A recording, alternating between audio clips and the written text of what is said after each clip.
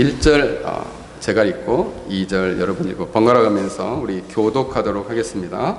오늘은 3절을 설교할 텐데요. 1절부터 6절까지 교독하겠습니다. 여호와는 나의 목자시니 내게 부족함이 없으리로다.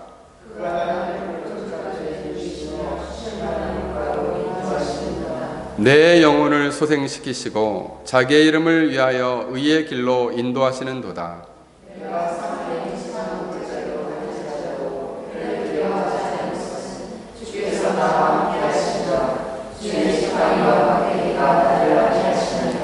주께서 내 원수의 목전에서 내게 상을 차려주시고 기름을 내 머리에 부으셨으니 내 잔이 넘치나이다.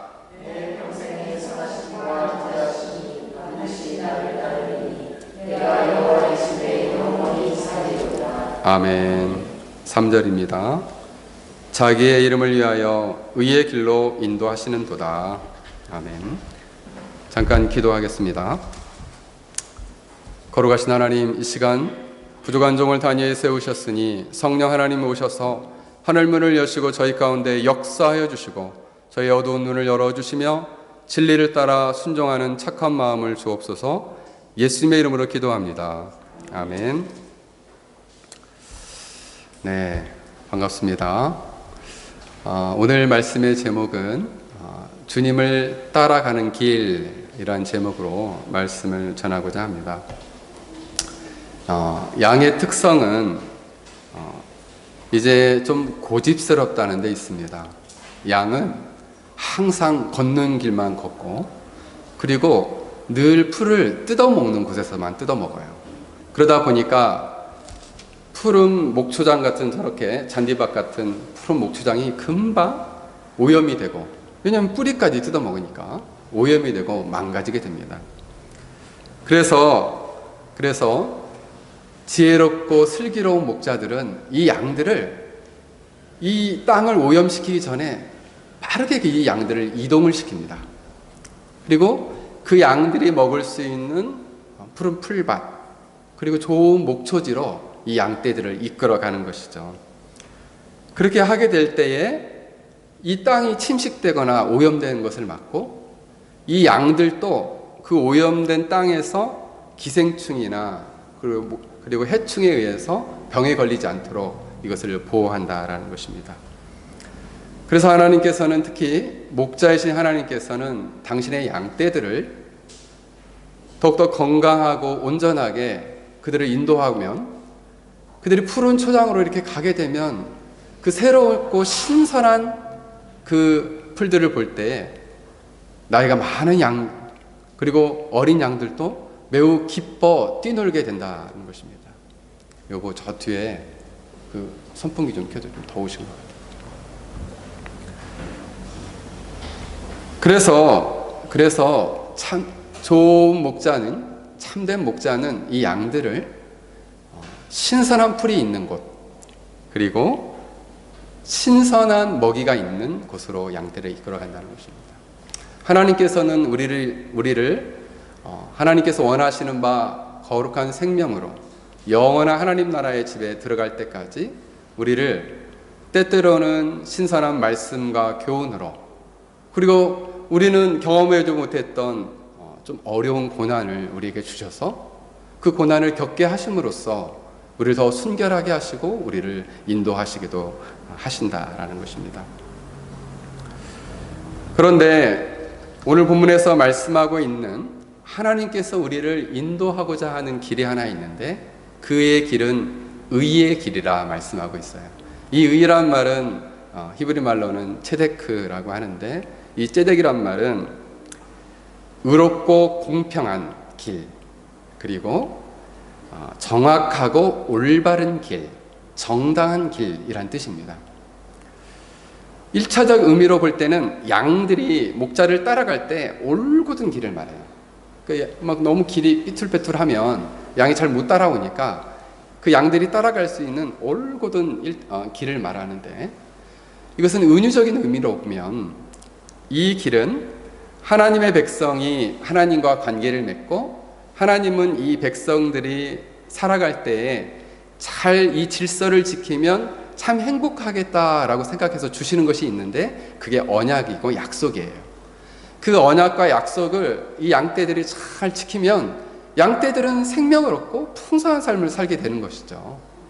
그래서 하나님께서는 이들에게 언약을 따라 살게 해서 그 언약을 따라 순종하고 선을 행하고 공의를 행하면, 그래서 그들이 하나님 보실 때 온전한 삶의 길을 걸어가도록 하는 것이 바로 의의 길이다라는 것이죠. 쉽게 말하면 말씀을 따라가는 삶, 그래서 건강하고 온전한 삶, 그것이 바로 의의 길이다라는 것입니다. 그렇다면 하나님께서는 우리 양떼들을 끌어가실 때 이 의의 길을 인도하시는 데는 이 첫 번째 단계, 두 번째 단계, 세 번째 단계가 있어요. 첫 번째 단계는 어떤 단계인가? 성경 이사야서 64장 8절을 보면 이런 말씀이 있습니다. 무릇 우리는 다 부정한 자 같아서 우리의 의는 다 더러운 옷과 같으며 우리는 다 잎사귀같이 시들므로 우리의 죄악이 바람같이 우리를 몰아가나이다. 이게 개역 개정인데 예전에 있었던 개역 한글에는 이렇게 나와요. 무릇 우리는 다 부정한 자 같아서 우리의 의는 다 더러운 옷 같으며 우리는 다 쇠폐함이 잎사귀 같으며 우리의 죄악이 바람같이 우리를 몰아갑니다. 여기도 항상 더운 날씨다 보니까 가을이 없잖아요. 그러니까 낙엽이 언제 떨어지는지 모르는데 제가 이렇게 지내보니까 1월달, 2월달에 낙엽이 어마어마하게 떨어집니다. 여기는 그때가 가을 같대요. 그래서 1월달에 보면 새벽에 끝나고 문을 열면 이 낙엽이 그냥 쏙해요. 근데 여기는 더우니까 낙엽이 떨어지기만 하면 금세 마릅니다. 바람이 불면 막 하고 그냥 여기 앞에 있는 이 잔디밭으로 어마어마하게 낙엽이 휘날리는 것을 보게 됩니다. 마치 인간이 쌓아 올리는 의의 옷은 이처럼 쇠폐하는 잎사귀와 같고 더러운 옷과 같다는 거죠. 아무리 깨끗하게 빨아서 옷을 입어도 하나님 보실 때는 더러운 옷에 지나지 않는다는 거예요. 우리는 생각하기를 하나님 말씀을 따라서 율법을 따라서 우리가 잘 살면 하나님 보실 때 그래 네가 참 거룩하게 살았구나, 네가 제법 깨끗한 인생을 살았구나 생각되지만 우리가 하나님 앞에 우리의 모습으로 그냥 나아가게 되면 하나님 보실 때는 여전히 더러운 옷과 같고 그리고 말라서 쇠폐하는 마치 벌레 먹은 잎사귀와 같은 존재가 우리의 모습이라는 것입니다. 그래서 어떤 사람이 이렇게 얘기를 했답니다. 주여, 제가 저에게 하루만 더 주시면 내가 열심히 의를 향해 달려가겠습니다. 그러면 제가 좀 더 하나님 앞에서 좀 깨끗해 보이지 않을까요? 그래서 하루를 더 살았는데 돌아보니까 의보다는 죄가 더 쌓였다는 거예요. 내 모습 이대로는 하나님 앞에서 더 깨끗한 삶을 살기가 참 어렵구나 라고 생각을 했다는 것이죠. 율법에는 3가지 기능이 있는데 오늘은 2가지만 말하겠습니다. 율법에는 첫 번째는 거울의 기능이 있어요. 하나님의 말씀은 우리를 잘 비춰줍니다. 너가 어떤 상태에 있는지, 우리가 어떤 상태에 있는지를 비춰줘요. 거울로 비춰보니까 우리는 너무나 더럽구나, 이 말씀에 부합하지 않는 삶이 너무나 많구나라는 것을 깨닫게 해주십니다. 그 다음에 이 율법은 바로 네 모습을 정직하게 봐. 네 모습은 바로 율법의 저주 아래 있어. 네 모습은 이처럼 율법을 온전히 행하지 못해서 죄 가운데 놓여 있어 라고 율법은 정죄한다는 것입니다. 그래서 어떤 죄인이 하나님 앞에 가니까 이렇게 고백했습니다. 시편 41편을 보니 이렇게 고백합니다. 나는 죄가 너무 많습니다. 나의 죄는 머리털보다도 많습니다.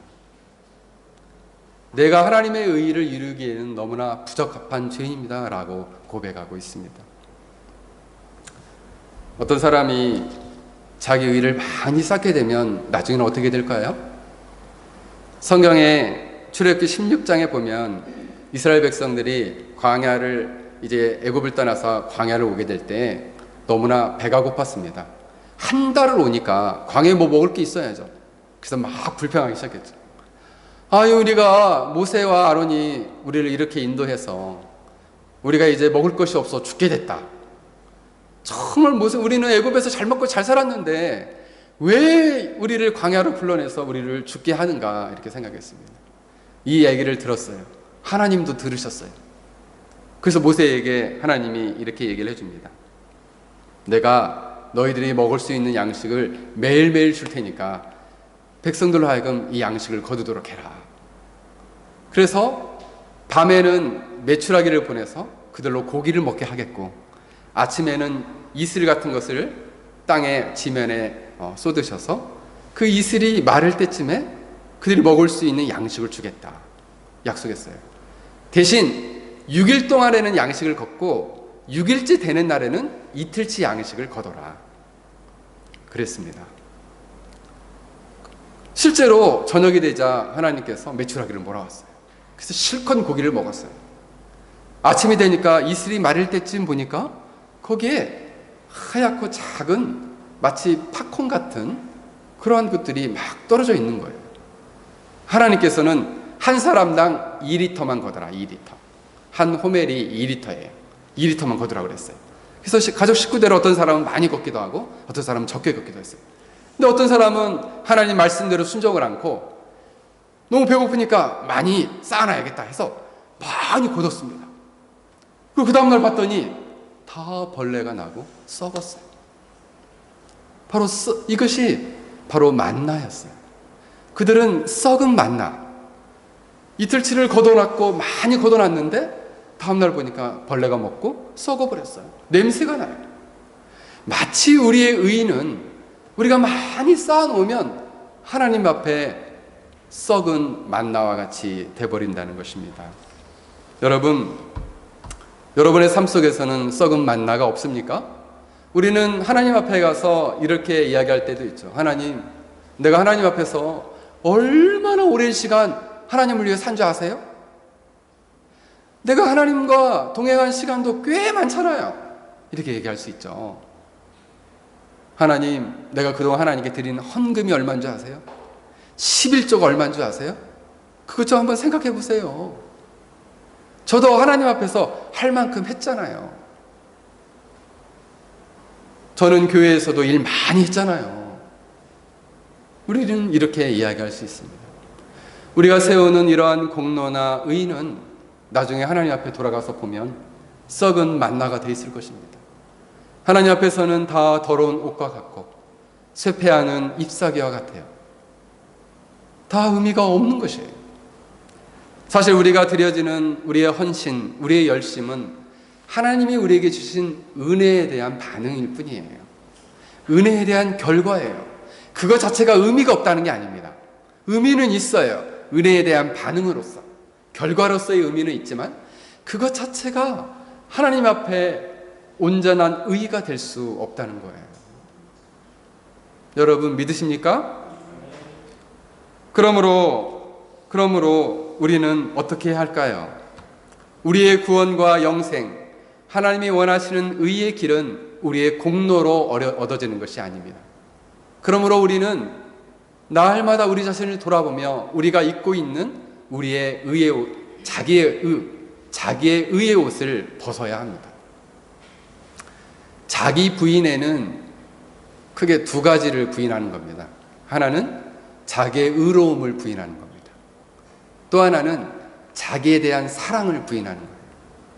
자기 의의를 주장하는 사람은 자기 연민에 빠지게 됩니다. 그러므로 이것을 날마다 부인하는 거예요. 아니면 이것을 부인하지 않으면 나중에 이렇게 뒤돌아보면 썩은 만나처럼 의가 몽땅 쌓여 있어요.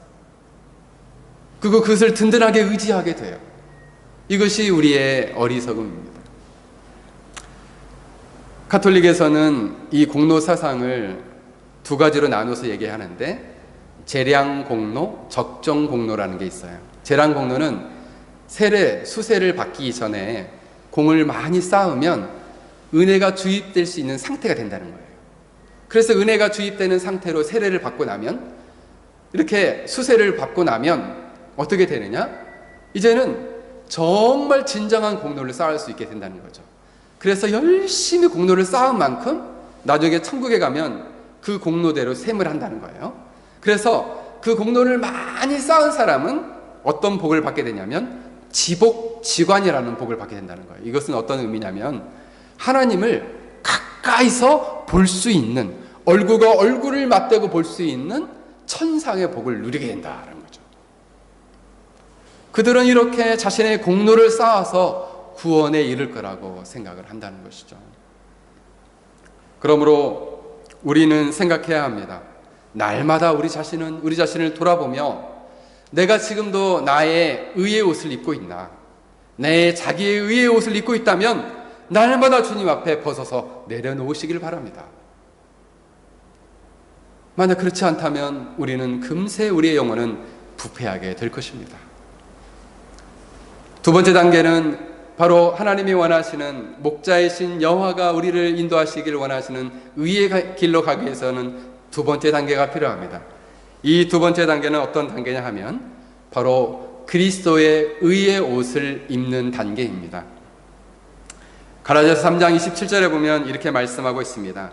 누구든지 그리스도와 합하기 위하여 세례를 받은 자는 그리스도로 옷을 입었느니라.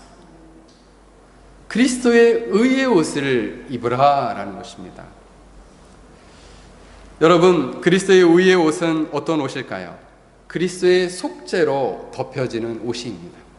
그래서 우리가 살면서 저도 한번 생각해 봤어요. 우리가 죄를 얼마나 많이 쌓을 수 있나. 어떤 심리학자는 하루에 인간의 생각 안에 10만 가지 생각이 돌아다닌답니다. 그 중에서 하루에 3개만 우리 생각에 머물고 있다면 우리가 평생 살면 3만 일 정도를 사는데, 하루에 어릴 적에는 그런 죄를 생각을 못한다 하더라도 나이가 들어서 생각해 보면 하루에 3가지씩만 죄를 져도 생각해도 10만 가지 이상 죄를 갖게 된다는 것이에요. 그 많은 죄를 우리가 어떻게 다 회개할 수 있겠어요?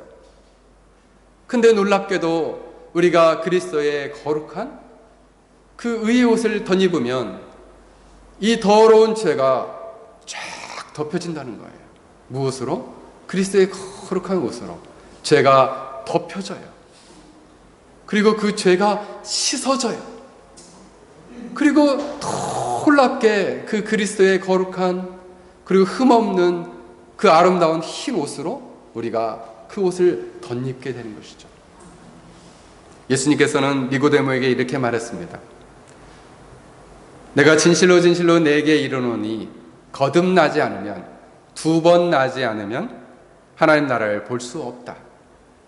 내가 다시 한 번 더 이야기하노니 사람이 물과 성령으로 2번 나지 않으면 하나님 나라를 볼 수 없다. 성령의 놀라운 은혜로 거듭나야 하고 새로운 심령을 받아야 합니다. 이것이 바로 중생이요 회심입니다. 그럼으로써 우리가 불의의 넓은 길로 가지 않고 생명의 좁은 길로, 의의 길로 걸어갈 수 있다는 것이에요. 우리가 놀랍게도 이런 놀라운 중생의 은혜, 성령의 은혜를 받으면 어떤 일이 일어날까요? 에스겔서 36장 26절을 보면 굳어진 마음, 이 단단한 마음이 부드러운 마음이 된다. 이것은 하나님께로 나는 것이고 죽은 자 가운데서 다시 살아나는 것이다. 너희는 새로운 피조물이 되는 것이다. 새롭게 창조된 존재가 된다는 것이에요. 여러분, 놀랍게도 우리 마음 안에 변화가 생기면, 보통은 우리가 신앙이 없거나 은혜가 마르면, 신앙이 없는 사람이나 은혜가 마른 사람이나 증상이 비슷해요. 마음이 돌처럼 딱딱해집니다. 그리고 마음이 얼음처럼 냉담해져요. 그래서 좀처럼 은혜 받기가 어렵습니다. 좀처럼 말씀을 읽어도 감동이 오지 않아요. 좀처럼 기도를 해도 참회의 눈물이 쏟아지지 않아요. 물론 이렇게 중생의 은혜를 경험하지 못한 사람은 더 그렇습니다. 복음을 들어도 전혀 마음이 동하지 않아요. 이렇게 저희 교회는 사실 교회 문턱이 없거든요, 저기. 근데 이 문턱을 넘기가 너무 어려워요. 얼마 전에도 어떤 분이 교회로 오겠다고 했는데, 교회로 오고 싶은데 새벽에 도저히 잠을 잘 수 없는 환경을 만들어준 거예요. 그러니까 막 누가 크락션을 울리고 막 떠들고 해가지고 잠을 못 자게 만드는 거죠. 그래서 교회로 올 수가 없게 만드는 거예요. 저 곰곰이 생각해봤어요. 누가 좋아할까 그거를? 사단이 좋아한다. 사단이 그것을 좋아한다. 사단이 그렇게 만드는 겁니다. 사단이. 왜? 하나님께 나오지 못하도록 만드는 거예요.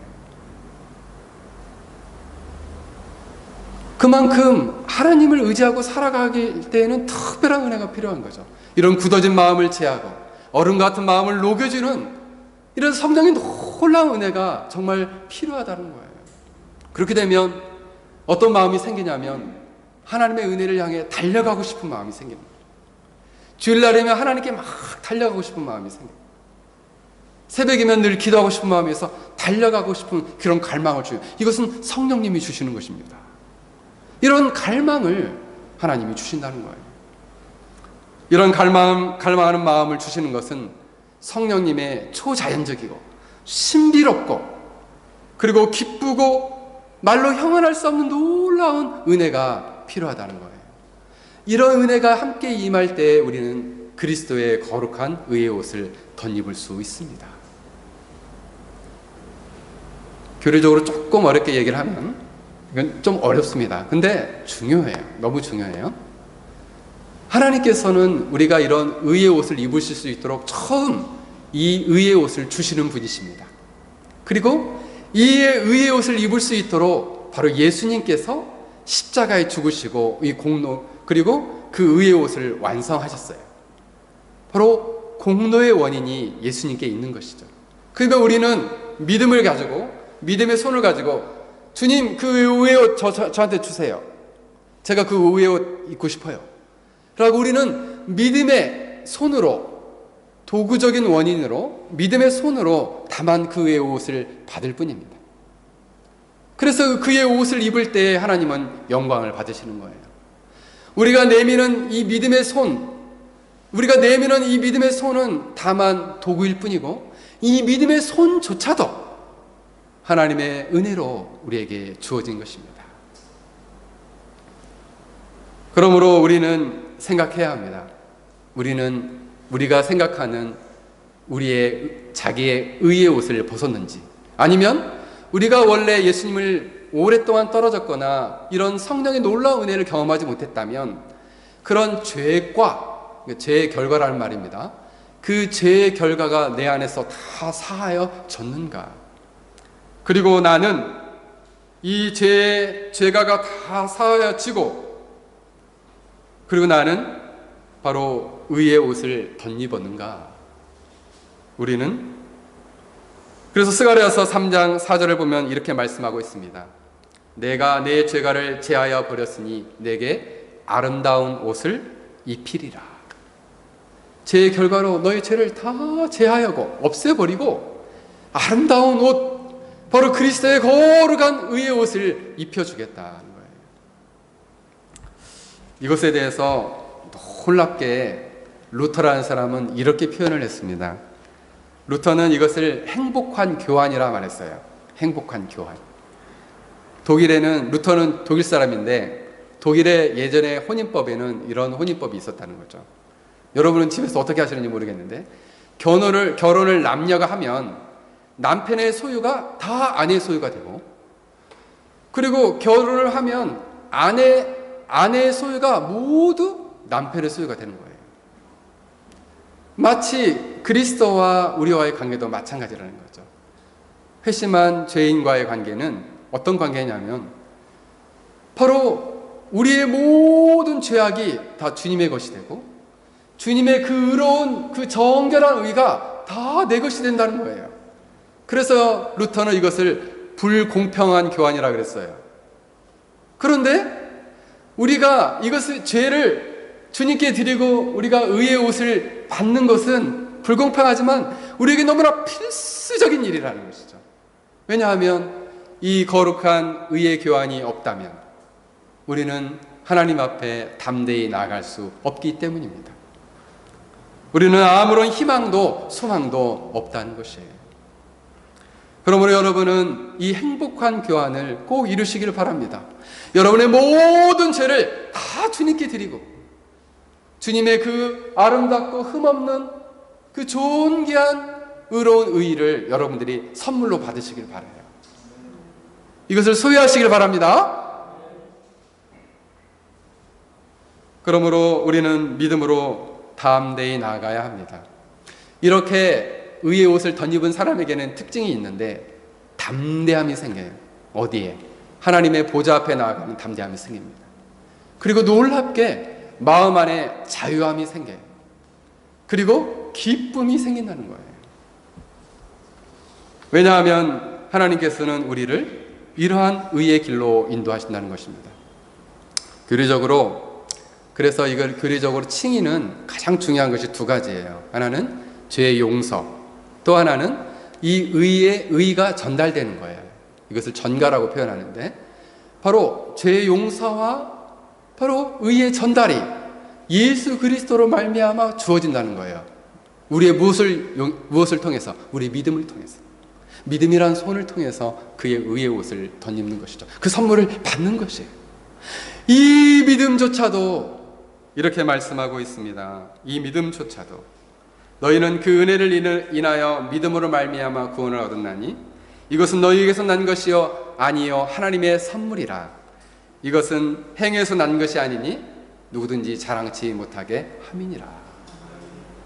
모두 다 선물이에요. 그래서 참 감사해요. 이렇게 선물을 주신 하나님께 감사를 드립니다. 이 아름답고 존귀한 그리스도의 의의 옷을 선물해 주신 하나님께 영광을 돌립니다. 마지막 세 번째 단계, 이 의의 길을 걸어가는 세 번째 단계는 어떤 길일까요?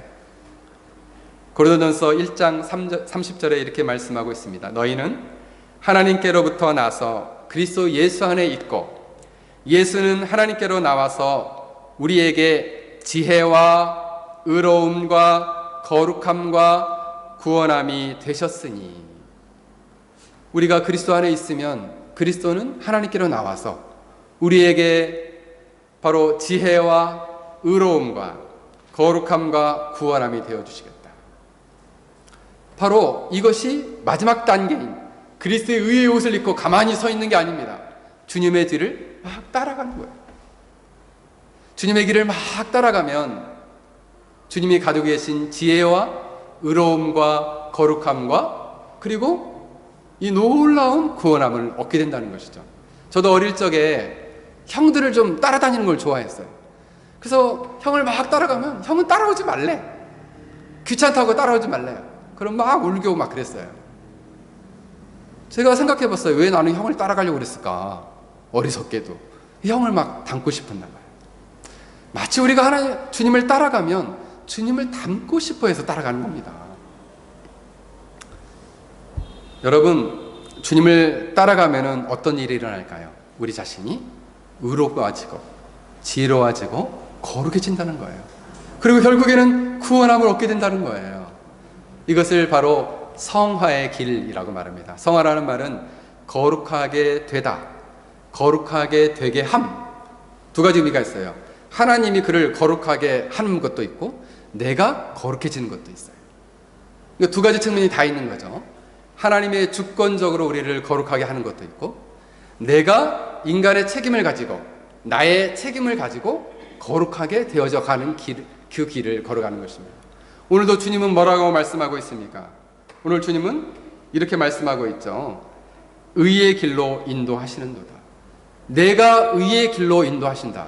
주체가 누굽니까? 하나님이 나를 인도하시는 거예요. 의의 길로. 우리를 거룩하게 만드시는 거예요. 그러나 나도 거기에 믿음으로 순종하며 따라가는 나의 책임이 있는 것입니다.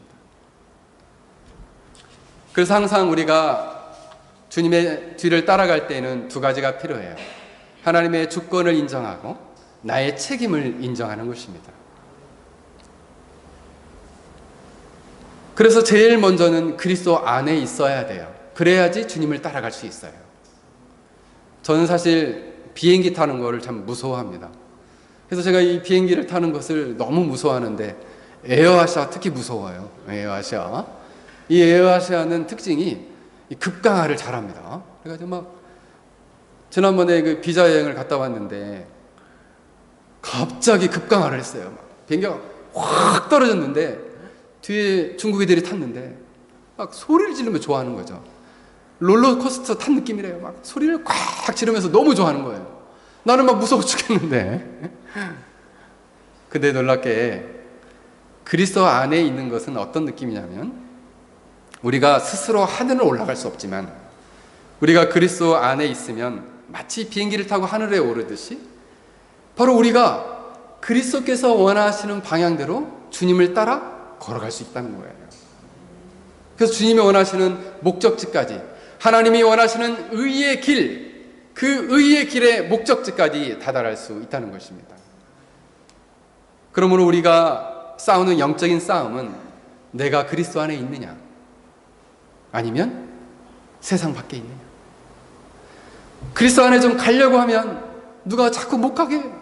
주일날에 자꾸 몸이 피곤하고 주일날에 자꾸 바쁜 일이 생기고 하여튼 교회만 가려고 하면 뭔 일이 자꾸 나는 생기는 거예요. 그래서 못 가게 하는 거예요. 이게 끊임없는 영적인 싸움입니다. 영적인 싸움에서 지면 안 된다는 것이죠. 여러분, 존 머레이라는 신학자는 이렇게 우리가 주님을 따라서 걸어가기 위해서는 가장 먼저 필요한 게 그리스도와의 연합이라고 얘기했습니다. 왜냐하면 그리스도의 연합이 되기만 하면 죄와 죽음의 통치에서 완전히 단절될 수 있다는 거예요. 그리고 바로 은혜와 의와 생명의 통치로 급속히 들어갈 수 있다는 거죠. 그리스도 안에만 있기만 하면, 그리스도와의 연합이 될 때, 이것을 그는 신학적으로 결정적 연합이라고 그랬습니다. 그냥 결정된다는 거예요, 그것이. 결정적으로 된다는 거죠. 그래서 실제적으로 우리가 죄로부터 벗어날 수 있어요. 실존적으로도 죄로부터 벗어날 수 있어요. 그러므로 오늘 하나님께서 우리를 의의 길로 인도하실 때 우리는 항상 생각해야 합니다. 내가 그리스도와 연합되어 있는가? 내가 그리스도와 그 그리스도를 따라 이 길을 걷고 있는가 생각해 봐요. 여기에는 싸움이 두 가지의 싸움이 있습니다. 하나의 싸움은 바로 영적인 싸움인데 이것은 소극적으로는 끊임없이 죄와 싸우는 싸움입니다. 죄와 싸우는 거죠. 내 안에 있는 죄와. 특히 이것을 칼빈과 그다음에 존 오웬 같은 사람은 이 싸움의 대상을 누구로 봤냐면 우리 안에 부패한 죄로부터 원죄로부터 부패한 본성인 이 죄성과 싸우는 것이라고 봤습니다. 루터는 이것을 내재하는 죄라 그랬어요. 내 안에 있는 죄, 그 죄와 끊임없이 싸우는 것. 이것을 신학적으로는 죄의 죽임의 교리라고 합니다. 죄와 싸우는 거예요. 죄와 싸우면서 의의 길을 걸어가는 것입니다. 이때 중요한 자세 두 가지가 있는데 바로 뭐냐면 일체의 부지런함과 성실함이 있는 거예요. 부지런하지 않으면 금방 마음이 부패해져요. 일체의 부지런함과 성실함으로 매일매일 지속적으로 회개해야 된다고 루터는 봤어요. 루터는 날마다 자기의 죄를 보니까 자기가 자기 안에 있는 죄를 보는 것이 너무 고통스럽다 그랬어요. 너무 고통스러워서 마치 장미 가시로 만든 침대에 누워있는 것 같다 그랬어요. 그러니까 누워있으면 너무나 가시에 찔리는 것처럼 고통스럽다. 자기 안에 있는 죄를 보는 게 너무 고통스럽다는 거예요. 그래서 이 죄를 매일매일 지속적으로 회개하는 것이 일체의 성실함과 부지런함으로 싸우는 것이다 이렇게 보았습니다. 이렇게 죄와 싸우게 될 때 우리는 주님을 따라 의의 길을 걸어가는 것입니다. 또 한편으로는 죄와 싸울 뿐만 아니라 은혜를 살리는 것이 필요합니다. 이걸 신학적인 용어는 은혜의 살림이라 그래요. BBP케이션이라고 합니다. 은혜를 살리다. 어떻게 은혜를 살릴 수 있는가라는 것이죠. 바로 이 은혜의 살림은, 자, 죄를 볼 때에도 먼저 죄를 죽일 때는 한 가지 예화를 드릴게요. 죄를 때 어떻게 보면 우리 마음을 이렇게 열어봅니다. 열어보면 우리 마음에 나도 이것을 이제 청교도들은 뭐라고 표현했냐면 경건의 방법 중에 정사라 그랬어요. 정직하게 자기 영혼을 살펴보는 거죠. 마음을. 그래서 마음 안에 어떤 씨앗들이 떨어져 있는가를 보는 거예요. 이 씨앗 중에서 악한 생각들이 갑자기 있는 거예요. 이 사악한 생각들이 갑자기 있으면 그 생각을 딱 집어내서 하나님, 너 이 죄 회개할게요. 바로 회개를 하는 거죠. 바로. 근데 어떤 죄는, 생각은 그때 회개를 못 해가지고 마음 안에 뿌리가 생겼어요. 그래서 마음 안에 이 죄가 막 싹이 났어요. 싹이 나서 점점 뿌리가 깊어져요. 그러면 이것은 조금 깊은 회개를 해야 됩니다. 그래서 뿌리채 쭉 뽑아내야 돼요. 그래서 일체의 성실함과 부지런함이 필요한 거예요. 뿐만 아니라 은혜를 살리기 위해서는 적극적으로 하나님의 은혜와 사랑을 누리기 위한 방편들을 지속적으로 선택해야 됩니다. 이렇게 예배에 나오고 주일 예배에 지속적으로 참여하는 것이 너무 중요해요. 예배 때마다 은혜를 누리는 것도 너무 중요해요. 이 은혜 살림은 이렇게 표현할 수 있습니다. 하나님에 대한 거룩과 경건에 대한 열망과 갈망을 갖도록 하는 거예요. 마음 안에서. 그래서 그 마음 안에, 사실은 이걸 쉽게 얘기하면 하나님으로부터의 지속적인 사랑과 은혜를 경험케 만드는 상태로 자기 영혼을 만드는 것이죠. 이것은 두 가지의 주체와 원동력이 있습니다. 하나는 하나님의 말씀, 두 번째는 성령의 역사입니다. 성령의 사역이에요. 성령 하나님이 우리 안에 내주하시면 말씀을 따라 살 수 있는 힘을 주십니다. 말씀을 따라 살면 은혜가 임해요. 말씀을 따라 순종하면 은혜를 주시고 사랑을 주세요. 그러면 은혜가 확 살아납니다. 여러분, 스스로 율법을 지키면 은혜가 살아나지 않아요. 놀랍게 성령님이 그리스도의 거룩한 옷을 입고 그리스도와 연합된 상태에서 말씀을 따라 성령님을 의지하여 순종하며 나아가면, 믿음으로 말씀을 따라 순종하며 막 나아가면 은혜가 막 살아나요. 그러면서 주님이 기뻐하시는 모습으로 그가 차츰차츰 변화되게 되는 것입니다. 놀랍게도 이러한 길을 걸어가는 자에게 하나님은 놀라운 축복을 주십니다. 이게 시편 25편에 나와 있어요. 시편 25편에는 이렇게 얘기를 합니다. 여호와의 모든 길은 그의 언약과 증거를 지키는 자에게는 인자와 진리로다. 이 인자란 헤세드고 진리는 에메트예요. 이 헤세드는 끝까지 포기하지 않는 사랑, 변치 않는 사랑이에요. 실패하지 않는 사랑을 말합니다. 에메트는 그 진리의 신실한 진리를 말합니다. 그 사랑과 그가 하나님의 거룩한 은혜를 힘입어, 그 사랑을 덧입어 진리를 따라 신실하게 살아갈 수 있는 은혜를 주시겠다는 거예요. 더 나아가서는 어떠한 축복을 주시겠느냐? 여호와를 경외하는 자가 누구냐? 그가 택할 길을 내가 가르치시리로다 말씀하고 있습니다. 그의 영혼은 평안히 살고 그의 자손은 땅을 상속하리로다. 그 영혼 안에 평안을 주시겠다는 것이에요. 이 땅의 자원을 상속할 수 있도록 축복하시겠다는 거예요. 마지막으로는 여호와의 친밀하심을 그를 경외하는 자에게 있으며 그의 언약을 그에게 보이시로다. 하나님은 놀랍게 의의 길을 이렇게 묵묵히 죄를 죽이고 은혜를 살리는 길을 막 걸어가면 하나님이 그에게 은밀한 친밀한 사랑을 주시겠다는 거예요. 그 세상 누구도 알 수 없는 사랑을 주시겠다는 겁니다. 제 친구 아버님이 큰 건재상을 하시는데 이분은 해병대를 나오셨어요. 그리고 그 월남에 참전하셨던 분이세요. 근데 저도 친구 아버님이니까 그 아버님을 잘 따랐는데 아버님이 사실 신앙이 없었어요. 신앙이 없고 또 건재상을 좀 크게 하다 보니까 늘 바쁘셨어요. 근데 가족들이 점차 예수님을 믿기 시작했습니다. 딸들이 믿고 아들도 믿고 아내 되시는 분은 권사님이시고 그 혼자만 예수를 안 믿어요. 그런데 어느 날 이제 딸들이 막 전도를 했죠. 그래가지고 이 아빠가 그래 내가 예수님을 믿고 살겠다. 가지고 예수님을 믿게 됐어요. 예수님을 믿고 신앙생활을 하게 됐는데 왠지 동네 사람들한테 창피한 거예요. 예수를 믿는다는 게 알려지는 게. 그래서 이 성경책을 이렇게 보이는 데 안 갖고 가고 이렇게 가방에다 이렇게 넣어가지고 주일날이면 이렇게 눈치 보면서 이렇게 교회를 갔답니다. 근데 그분이 성씨가 박씨인데 이렇게 걸어가니까 이 주위에 있는 이제 동네 유지시니까 동네 분들이 그런 거예요. 아이고 박 사장 그 어디 가시나? 그러니까 말을 안 하고 요 앞에 가네. 요 앞에 가네 이렇게 얘기한 거예요. 요 앞에 가네.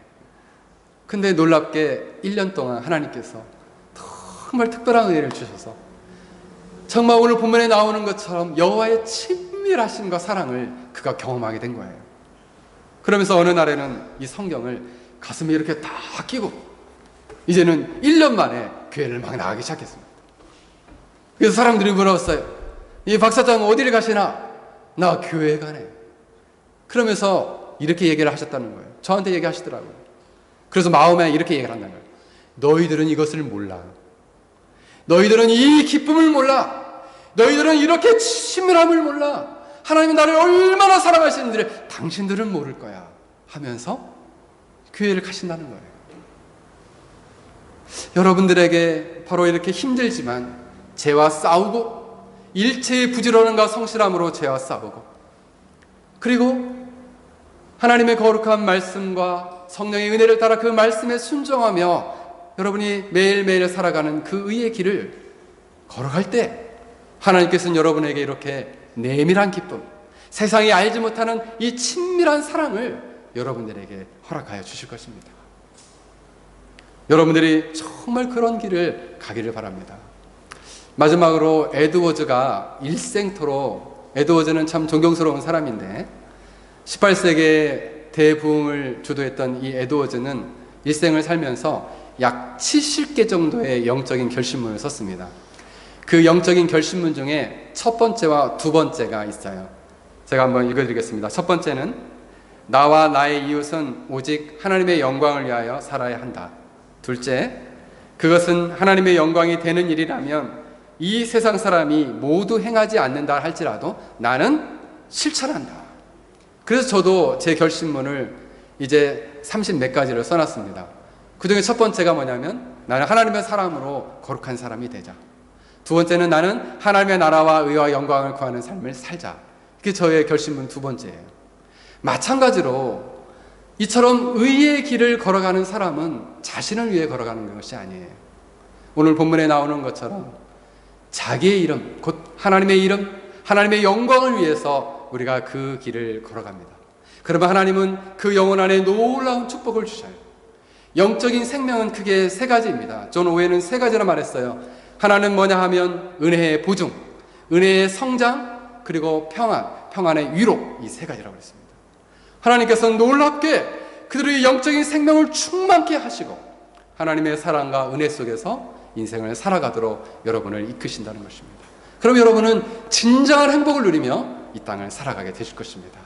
이런 의의 길을 걸어가는 여러분이 되시기를 주의 이름으로 간절히 축원합니다. 우리 한번 같이 기도하겠습니다. 오늘 말씀을 생각하며 우리 한번 기도합시다.